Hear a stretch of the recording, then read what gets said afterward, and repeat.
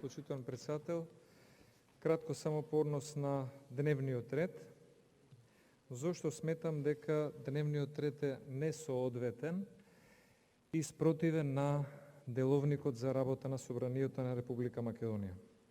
Затоа што 30 години во ова собрание никогаш не се случило да се утврдува персонален состав на постојаните работни тела, поедноставно наречени комисии на Собранието, без при тоа да биде донесена одлука за формирање на комисии на Собранието.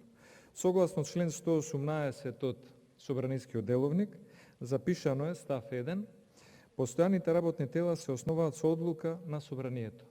И така било и во 91, и 94, 98 и 2017 година до ден денес, затоа што Собранието може да одлучи да има поинаков број или поинаква надлежност на постојаните работни тела.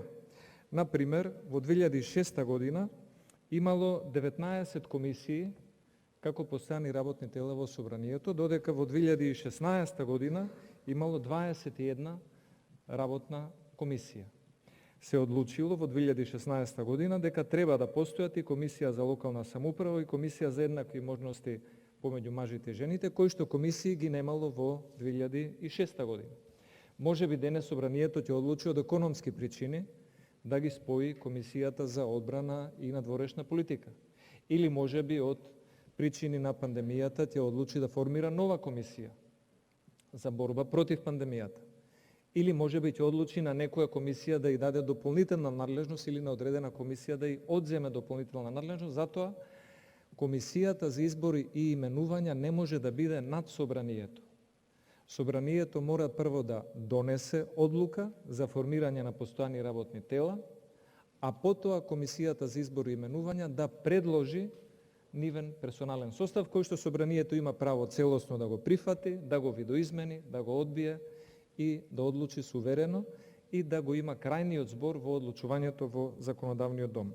Затоа мојот предлог е дека дневниот ред треба да се дополни со прва точка одлука за формирање на постојани работни тела на Собранието.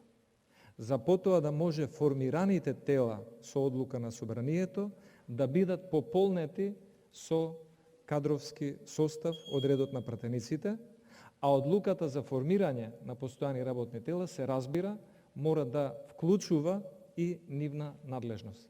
Без таква одлука е како да турате вода во скршена чаша. Благодарам многу.